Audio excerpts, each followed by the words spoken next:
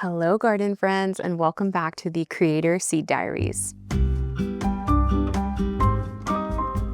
My name is Meg, and I'm the creator behind the account Meg Grows Plants across all of the platforms. So I'm gonna walk you guys through some of my favorite things that I'm growing. Let's go. First, let's talk cucumbers and melons. April is the time to get these in the ground, and you do want to direct sow these because they are really sensitive to root disturbance, so they definitely do not like transplanting. Just go ahead and direct sow them right into the soil. You want to do at the base of a trellis. For my cucumbers, I really love the Epic large A-frame trellis, or I'm also using this trellis right behind me for cucumbers on one side, and then I'm gonna do cantaloupe on the other side. I have 4 different cucumber varieties to show you today because I just can't choose a favorite. I love every single one of these varieties. So the first one is this Hocus cucumber. It's a little gherkin cucumber. I love these tiny little cucumbers, especially for pickles.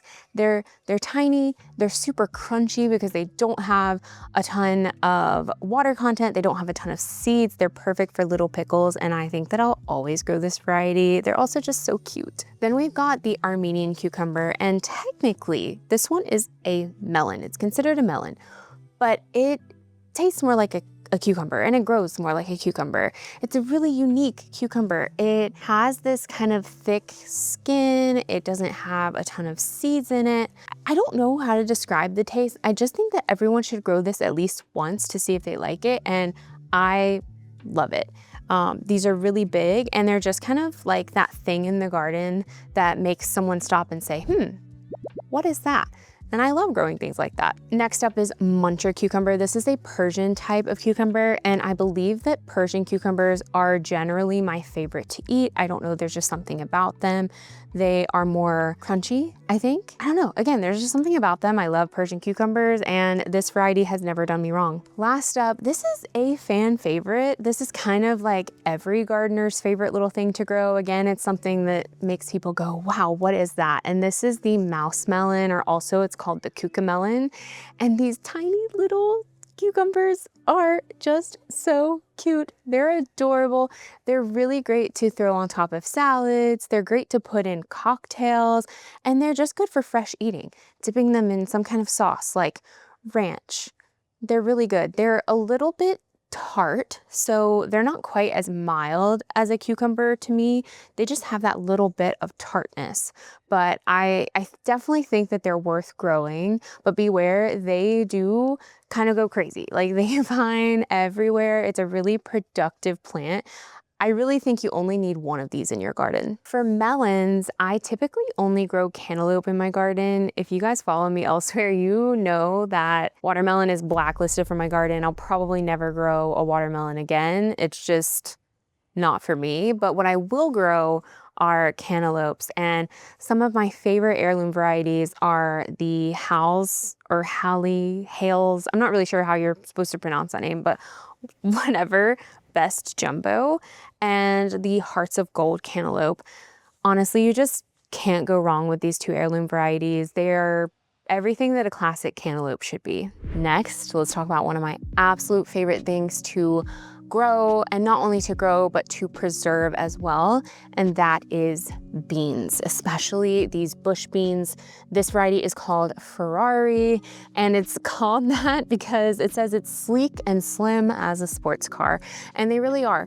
They're very long, they're very slim, and they're very tender beans, and that's really important to me. I hate growing beans that are kind of like tough and fibrous.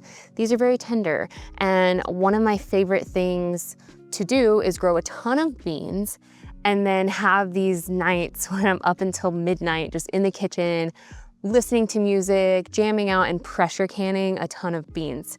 I grew enough of these beans last year that I have been able to eat on them all winter long because of how many I canned. And so in this bed, I'm gonna be putting a tomato right here in the middle to grow up, and I'm gonna be planting these Ferrari beans all around the outside. If you're into pole beans, I really recommend this Orient Wonder bean. This is an Asian kind of yard-long bean variety, and I grow these every single year. You guys have probably seen them in my content. I get a lot of questions like, wow, what is that? How is that bean so long? And these are really great beans to throw into stir fries. That's probably my favorite way to eat them. And they really do reach about a yard long if you let them keep growing. However, like I said, I love my tender beans, and they're better to harvest when they're a little bit shorter than that and when they're young and tender. So I'm gonna be planting these somewhere else in the garden to grow up a trellis because they are very vigorous viners. One of the things I might be the most excited to grow this year, because I missed out on it last year, is the blue butterfly pea. I grew this a couple of years ago, and I swear it was one of the most fun things that I've ever grown in my garden. So this is an edible flower, and it's ornamental just because it's so beautiful, but you can use the flowers to color drinks. And I love making really fun teas and fun cocktails with this. And it's so cool because it colors your drink this kind of dark blue, purple color. And then if you add something like acid to it, which like lemon juice, it turns into this pink, and you can like watch it turn this color. It's like magic. It's such a party trick. It's such a cool thing to grow in your garden. And I actually have already started these just because they can be a little bit tricky with germination. You can direct sow them right into your garden, so you don't have to have them already started. You can just direct sow these.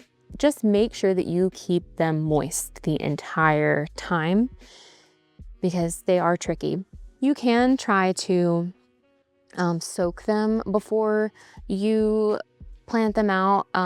That's totally fine, and that can help with germination. But yeah, so I'm so excited. Every single one of these germinated. The reason that I missed out on growing this last year is because I bought the seeds off of a sketchy kind of Etsy website because I don't think that Botanical Interest had these. I believe that this is new, relatively new. And none of the seeds germinated. But happy to report that every single one of my seeds from this BI packet has germinated and is looking amazing. And I cannot wait to get these planted. If you are starting them from seed, make sure to do them in soil blocks. They do not like root disturbance, and so they would not really be happy in seed trays. We also want to go ahead and get our summer squash out and our winter squash, but I want to show you my favorite variety of summer squash. I grew this last year. It's called Triumph, and it says it is known for its excellent disease resistant and it's really high yields. And I saw that last year. However, it still doesn't hold up to the squash vine borer. I know if you live in North Carolina, you're probably like, well, does it hold up to squash vine borer? You do still have to take preventative measures against the squash vine borer. This year, I'm gonna try netting and hand pollinating my summer squash to protect them from squash vine borer. But if you are able to grow this one, it's really productive and it holds out against powdery mildew. That's another one of our huge issues here. And they are absolutely delicious. We are also planting out our corn this month, and I really love this variety. This is called Butter Gold. And like, it's just in the name. What do you think of when you think of corn? I know that I think of like a nice hot summer day, and I pick an ear of corn and then I put it on the grill and I slather a little dollop of butter over it and then I eat it, and like, everything is right in the world. That's what I think of when I think of corn. And that's what I think of when I think of this variety. And it says that this variety performs well in northern climates. So for our northern watchers, you might want to try this variety, but it also does well here. And I'm a testament to that because I've grown this several times throughout my gardening career. And one thing about corn that you want to keep in mind, and this is something that I didn't know as a baby gardener, and I found out the hard way, you only want to plant one variety of corn at a time because corn is pollinated by wind, and it is one of those veggies that if it cross-pollinates, it can affect the current crop of corn. With other things, it affects like the next generation. But with corn, because it's cross-pollinated by wind and like every single little kernel has to be pollinated, it can affect that season's crop. And so you really just want to plant one variety of corn. What I like to do, because I like to mix it up, is I'll plant one variety in early spring and then I'll do another crop for fall, and I'll try a different variety. Lastly, it is finally time to plant out our beloved summer flowers. Think sunflowers, zinnias, and my favorite, cosmos. I think this is my favorite color of cosmos ever. This variety is called apricota, and the way, like, I just love a pink and yellow color palette in the garden. Any flower that's like pink, yellow, orange, I'm sold. It's gonna be growing in my garden. I've already started a few of these. They are such cute little plants when they're young, but they do grow to get very large. These get about 32 to 42 inches tall. And even though I've already started some of these, you can go ahead and just direct sow these right out into your garden. Honestly, that is the easiest way to go about it.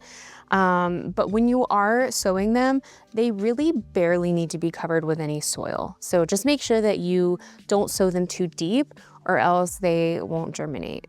But happy flower growing. I hope that you guys got plenty of inspiration for what to grow in April. Let me know in the comments if you guys are growing anything different, if you're growing some of the same things that I'm growing. I would love to know. And be sure to follow the Botanical Interest YouTube channel. You can find me at Meg Grows Plants. I am on all of the platforms, and I also co-host a podcast called the Garden Girls Podcast. And I hope that everyone has the loveliest April and you get out and you start gardening.